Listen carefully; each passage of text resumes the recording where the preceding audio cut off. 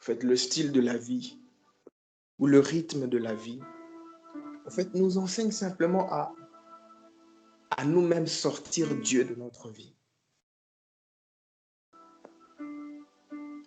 Le cycle de la vie tel qu'il est en train d'aller jour après jour, ce n'est plus juste les institutions gouvernementales, comme nous le savons, qui ont exclu Dieu, mais en fait, c'est l'homme qui a exclu Dieu. En fait, et nous remarquons que jour après jour, vous ne réalisez pas que voilà, ça devient de plus en plus compliqué, le chemin de la foi. C'est comme si on a comme l'impression, hier c'était mieux. Hier semblait être meilleur dans la foi. Hier, je pouvais jeûner plus. Hier, j'avais un zèle ardent. Hier, je lisais plus. Oh, je déclare ce soir que quelqu'un retrouve son zèle pour le Seigneur. Que quelqu'un retrouve son amour pour le Seigneur. Si ce soir, le Dieu que nous prions est réel, si véritablement ça t'attriste, le fait que ta vie spirituelle a changé, je déclare que Dieu exauce ta tristesse en te donnant ce que tu as perdu. Que Dieu te redonne l'amour que tu avais pour lui, l'amour que tu avais au commencement, l'amour qui brûlait au-dedans de toi pour le Seigneur Jésus-Christ. L'amour qui pouvait te réveiller à minuit pour prier. L'amour qui pouvait te pousser à lire toute la Bible. L'amour qui t'a donné cette soif d'aller chercher Dieu. Je déclare ce soir. Si le Dieu que nous prions est le Dieu qui donne, qu'il nous donne ce soir, qu'il déverse ce soir cette mesure dans nos cœurs, de sorte que, bien-aimés, qu'en cette saison, nous soyons débordés de l'amour de Dieu, que nous soyons bougés par l'amour de Dieu, de sorte que, bien-aimé, tu ne puisses pas dire, frère, hier était mieux. Je refuse cette phrase. Un moment, il est arrivé dans l'histoire du peuple d'Israël où ils avaient cette phrase, que hier c'était mieux, que les générations passées étaient mieux. Dieu a dit non, non, non, non, non, non. On ne dira plus ainsi. Pourquoi? Parce que Dieu est le même. Si Dieu a fait des grandes choses hier, si Dieu nous a poussés à beaucoup prier hier, si Dieu nous a poussés dans des retraites hier, si Dieu nous a poussés dans la crainte de Dieu hier, je déclare ce soir, aujourd'hui et demain, que Dieu nous donne la crainte de Dieu, que Dieu nous donne la soif pour lui, que Dieu fasse que nous puissions retrouver cette vie bien-aimée, bouillonnante pour le Seigneur. Frère, ce n'est pas normal que nous puissions dire hier était meilleur, alors que Jésus nous dit qu'il est le même hier, aujourd'hui et éternellement. Il n'a pas changé. Il n'a pas changé. Oh, alléluia. Il n'a pas changé. Ce soir, je suis là pour exhorter quelqu'un que tu peux retrouver et encore, Dieu peut rendre aujourd'hui meilleur qu'hier. Il peut le rendre meilleur parce qu'il dit ceci, que la gloire de la seconde maison, en d'autres termes, tant qu'il y a maison, il y a toujours une gloire. Pour tout ce qui est maison, il y a gloire. Mais il dit que la gloire de la seconde maison surpassera la première. Bien aimé, pour nous dire que Dieu a son regard sur nous. Je disais aux frères cet après-midi que, en fait, nous sommes dans une période où Dieu est excité. Dieu est en train de regarder, il voit si véritablement il y aura des véritables enfants de Dieu qui vont se lever. Dieu est en train de nous regarder parce que nous sommes dans une période qui était beaucoup plus complexe que la période de Paul. Nous sommes dans une période où les choses sont beaucoup plus difficiles que c'était il y a 2000 ans. Les choses se sont compliquées, mais Dieu reste le même. Dieu est fidèle, bien-aimé. C'est pourquoi j'ai commencé par nous encourager pour nous dire que frère, tu peux encore prier. Tu peux encore prier comme tu l'as fait. Tu peux encore lire la Bible. C'est pourquoi j'ai envie simplement ce soir que Dieu redonne à quelqu'un ce qu'il a perdu. Vous savez, une des choses que Jésus a dit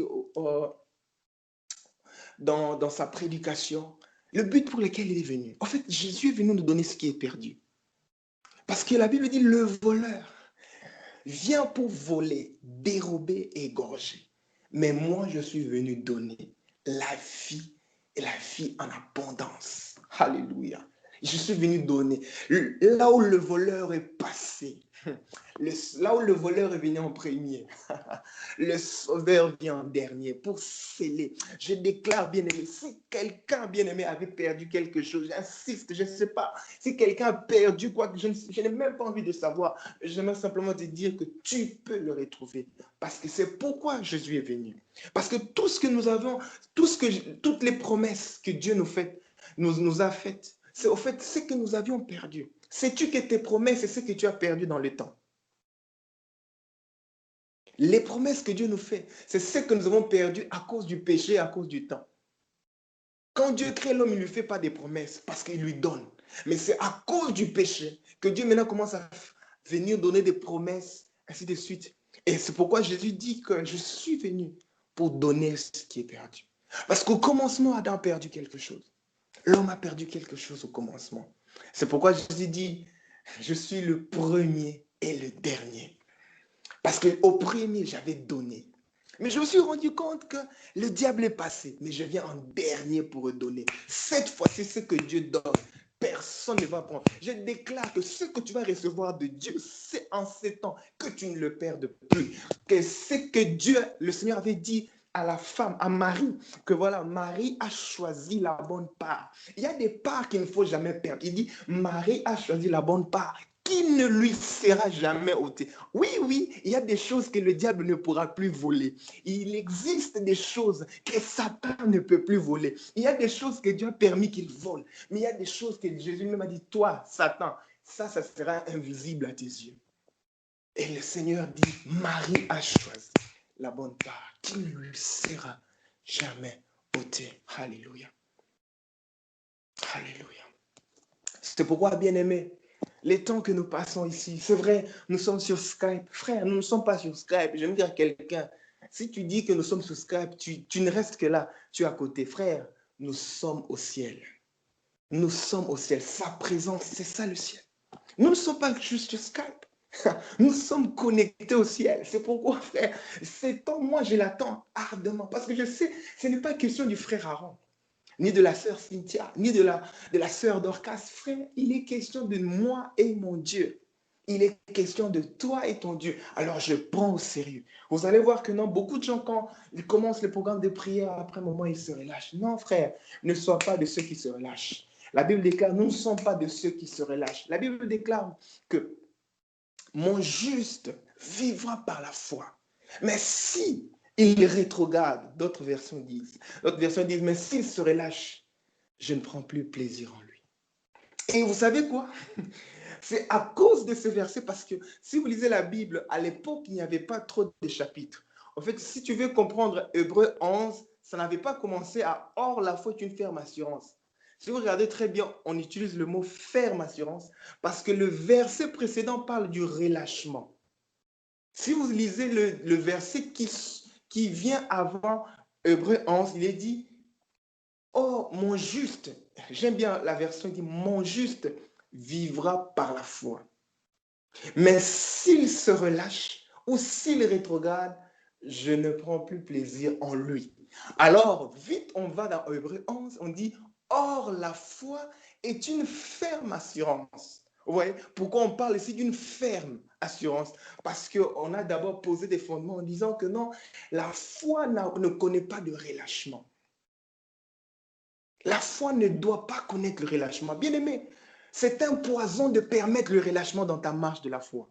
C'est un poison. À chaque fois que tu identifies le relâchement, sache que ta foi est empoisonnée. Sache que ta foi est en danger parce que la foi n'aime pas le relâchement. La foi n'aime pas la légèreté. La foi n'aime pas tu commences, tu t'arrêtes. La foi aime la fermeté. La foi aime que tu sois sûr. Voilà pourquoi si vous lisez l'histoire de Daniel, vous allez voir qu'ils étaient sûrs, ils étaient fermes. Ce n'étaient pas des tantôt plutôt. Ils ne commençaient pas, ils s'arrêtaient. Ils étaient ferme. Je déclare au nom de Jésus que le Seigneur nous donne de la fermeté, que le Seigneur te donne Amen. de la fermeté. Si tu as pris de l'engagement de te lever pour prier, je prie au nom de Dieu, que Dieu te donne de la fermeté. Dans tes prières matinales, qu'il te donne de la fermeté. Dans tes engagements personnels envers Dieu, qu'il nous donne de la fermeté. Que Dieu nous donne de la fermeté. C'est ce qu'on a besoin en cette génération. Dieu ne cherche pas seulement des gens qui commencent. Dieu veut des gens fermes dans ce qu'ils commence. Frère, Dieu veut des personnes fermes. Dieu nous veut être fermes. Je prie que Dieu te rende ferme, même dans la vie de la méditation. Ne réalisez-vous pas que c'est bien d'ouvrir la Bible, mais s'il s'en au total, si ça livre même au total, et comme il passe, que Dieu nous donne la fermeté. Même dans la lecture, on a besoin de la fermeté. Combien de fois je me retourne, moi qui lisais, que je pouvais lire des livres et des livres de la Bible. Et dans le verset du jour, dans le verset du jour, je refuse cela au nom de Jésus. Que Dieu me donne la fermeté. Que Dieu nous donne la fermeté au nom de Jésus-Christ. Mon frère, c'est sérieux. Nous qui lisons des livres, tu es là, Jean-Marie Manassili, Nakoti Mathieu, Nakoti Ancien Testament. Ah, Nicolo, tu es là. Ça, c'est le manque de fermeté. Frère, ça arrive à tout le monde. Parce que le diable, il connaît les conséquences de la fermeté. La fermeté a pour toujours terminus le miracle. Frère, sache-le, ta fermeté t'amènera au terminus de ton miracle. Si tu es ferme, tu verras la main de Dieu. Tous ceux qui ont été fermes avec ce Dieu de la Bible ont vu la gloire de Dieu. Tous ceux qui ont tenu ferme ont vu la main de Dieu. Il est impossible d'être ferme et de ne point voir les miracles. Il est impossible d'être ferme dans les choses de Dieu et de connaître la honte. La honte ne connaît pas ceux qui sont fermes dans le Seigneur.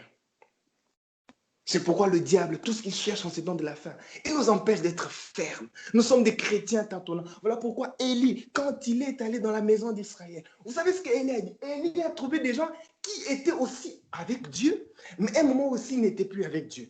Ce n'est pas qu'Élie était allé les annoncer l'évangile, croyant en Dieu. Non. La Bible dit qu'Élie, lorsqu'il arrive en Israël, dit jusqu'à quand clocherez-vous de deux côtés? Pourquoi n'avez-vous pas une ferme position? Pourquoi ne suivez pas vous une seule direction? Parce que, bien aimé, la fermeté nous montre réellement que nous n'avons qu'une seule voie. Il lui dit, mais pourquoi allez-vous de gauche en droite? Et vous savez quoi? Ça, c'est ce qui nous arrive souvent. Nous n'avons pas de réponse face à nos incertitudes. À notre manque de fermeté, on n'a pas... Je ne sais pas pourquoi. Ça ne t'arrive pas. Tu ne sais pas pourquoi tu as arrêté de prier. Je ne sais pas pourquoi j'ai arrêté mes engagements que j'avais pris pour prier chaque matin. Il n'existe pas de réponse. J'avais commencé, mais qu'est-ce qui se passe? Je me suis retrouvé en train de dormir. Je n'ai pas de réponse. Jésus, quand il a posé la question aux disciples, vous dormez, vous n'avez pas pu veiller avec moi pendant une heure. La pierre qui avait toujours des réponses n'en avait plus. L'apôtre Pierre qui pouvait lui dire, Seigneur, même si tout le monde t'abandonne, moi je ne te laisserai pas. Ces jours-là, il n'avait pas de réponse. Il n'avait pas de réponse. Pourquoi? Parce qu'il y avait l'œuvre de l'ennemi derrière. C'est l'œuvre du malin. On n'a pas de réponse. Mais pourquoi j'ai arrêté de... Je ne sais pas. Je ne sais pas. Je me t'ai dit que j'allais le faire. Je me t'ai dit, je vais faire une veillée personnelle. Arrivé à 23 heures. Je ne sais pas. Frère, je ne sais pas. Je ne sais pas. Et le Seigneur sait, il connaît. C'est pourquoi il dit, Simon, Simon, Satan t'a réclamé pour te cribler, comme le froment. Mais j'ai prié pour toi. Mais toi aussi, quand tu seras, d'autres versions parlent, converti, d'autres versions parlent aussi d'être affermi. Toi aussi, quand tu seras converti, affermis tes frères.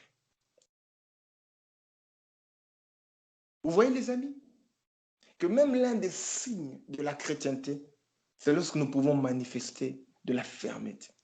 Aujourd'hui, regardez combien. Vous savez, le divorce, c'est quoi? C'est simplement, il y a eu absence de la fermeté. Parce que si le lien du mariage était ferme, vous n'allez pas en arriver là. Oh, je prie que s'il y a quelqu'un qui est marié ici, que ton mariage reste ferme au nom de Jésus-Christ. Si quelqu'un a reçu une bénédiction, une connexion de la part de Dieu, que Dieu te donne d'être ferme dans tes voies, dans les voies qu'il a tracées pour toi. Bien-aimé, il est une chose d'être dans les plans de Dieu, mais il est une chose de rester ferme dans les plans de Dieu. Beaucoup des hommes que nous aujourd'hui nous appelons, oui, il a abandonné le Seigneur, frère. Il a simplement manqué de la fermeté. Dieu lui avait dit certaines choses, mais il n'est pas resté ferme. Nous connaissons tous l'histoire du jeune prophète. La Bible déclare, le Seigneur lui avait dit que quand tu iras faire ce que je t'envoie de faire, ne retourne pas par le chemin avec lequel tu es venu. Et un autre prophète vient lui dire, et il dit, moi aussi je suis prophète. Viens avec moi. Il n'a pas été ferme et les lions l'ont dévoré. Bien-aimé, parfois le diable n'attend juste que notre manque de fermeté. C'est pourquoi l'apôtre Pierre nous dit, veillez, car votre adversaire, le diable, rôde tout autour de vous comme un lion, cherchant qui dévorer. Ah, vraiment, heureusement que le Seigneur est vraiment le bon berger. Il est vraiment le bon berger parce que combien de fois est-ce que nous avons manqué de fermeté que l'ennemi est venu?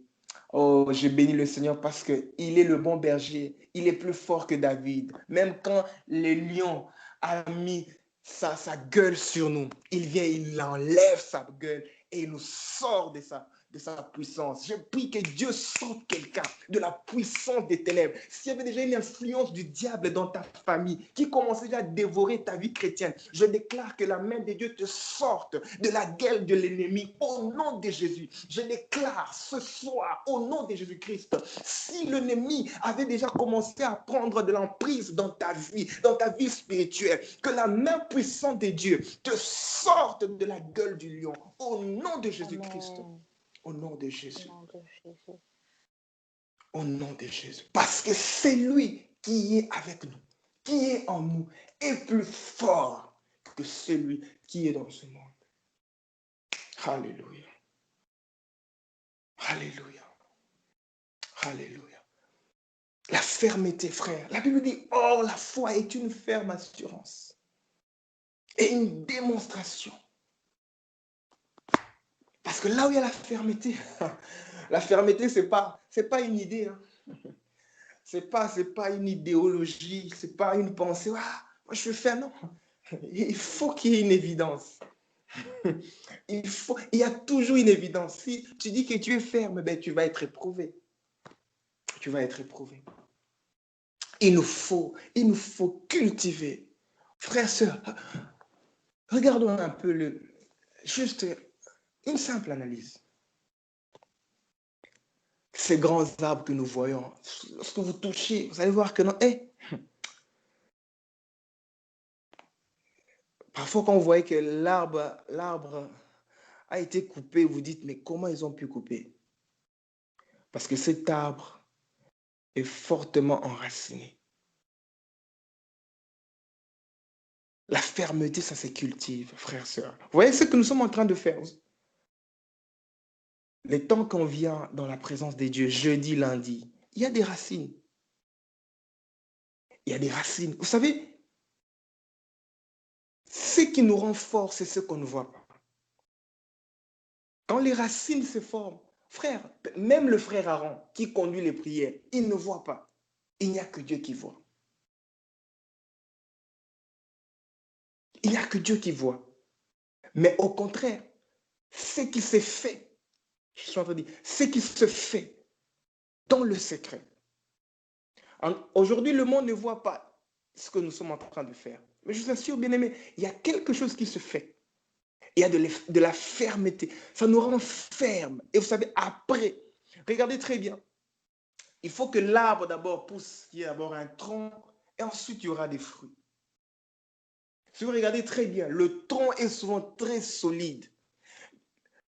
La logique de Dieu, c'est qu'on sera sûr que l'arbre est bien ferme dans le sol et ensuite, elle peut être en mesure de porter les fruits. Pourquoi? Parce que lorsqu'elle portera le fruit, lorsque le vent soufflera, que les deux ne soient pas emportés.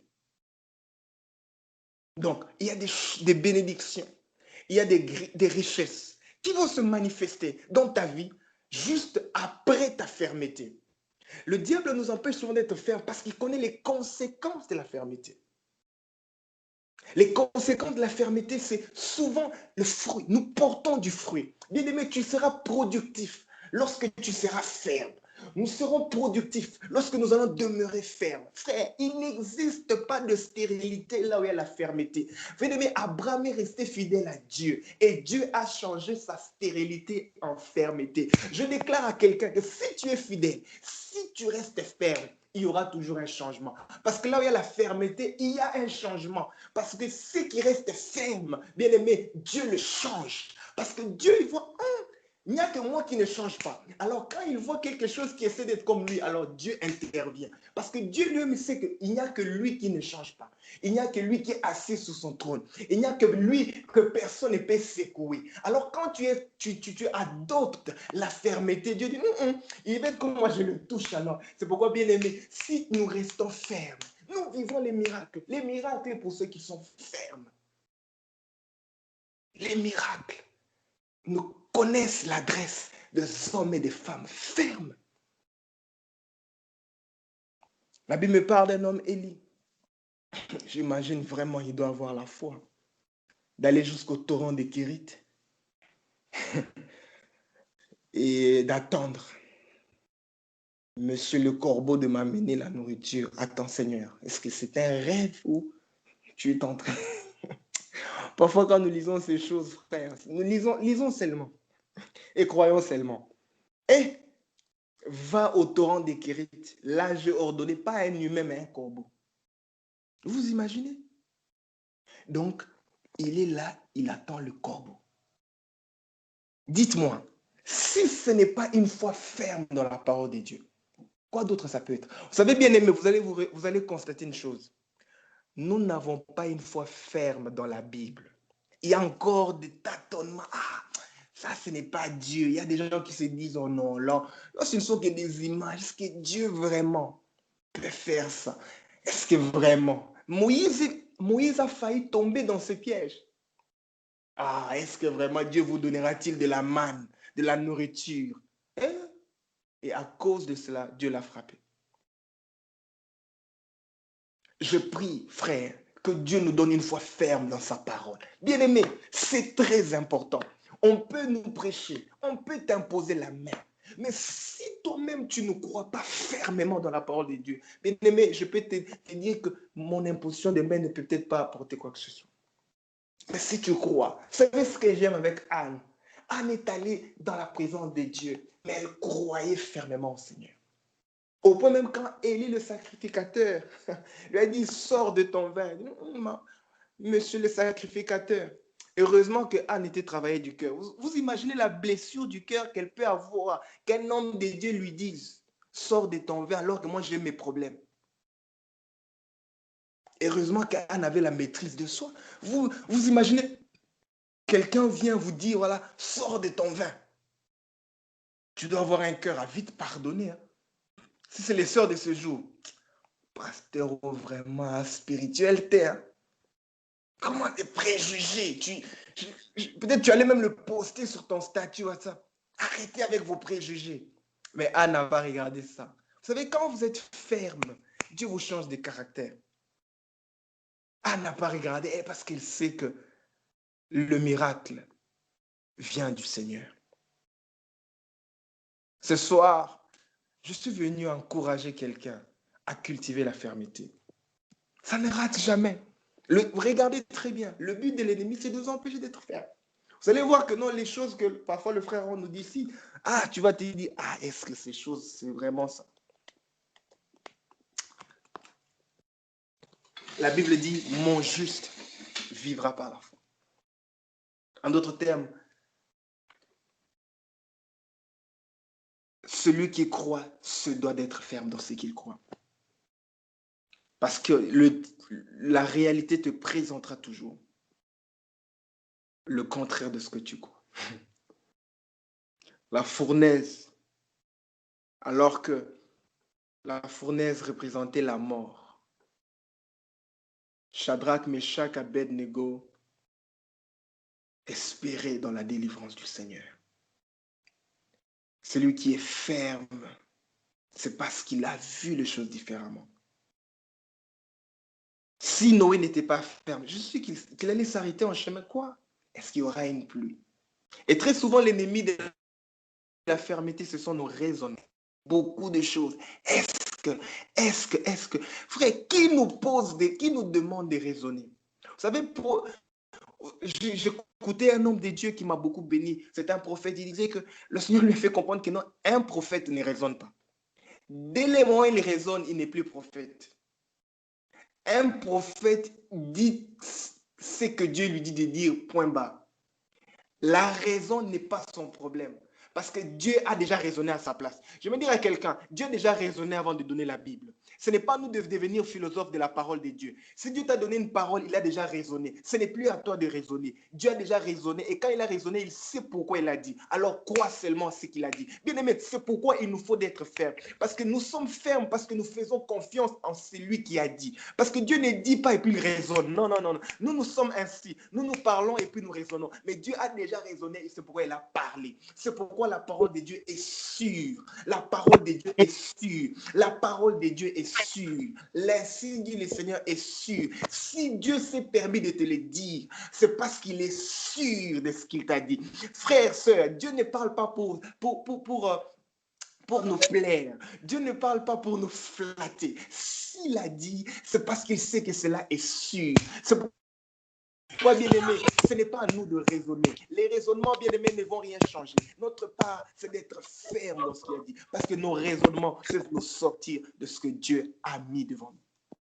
Il disait qu'un prophète n'a pas besoin de raisonner. Il doit simplement déclarer ce que moi je lui dis. Bien-aimé, face à la Bible, je ne peux plus perdre de temps à raisonner. Je vais simplement confesser la parole de Dieu. Parce que je sais que c'est sûr. Frère, c'est sûr.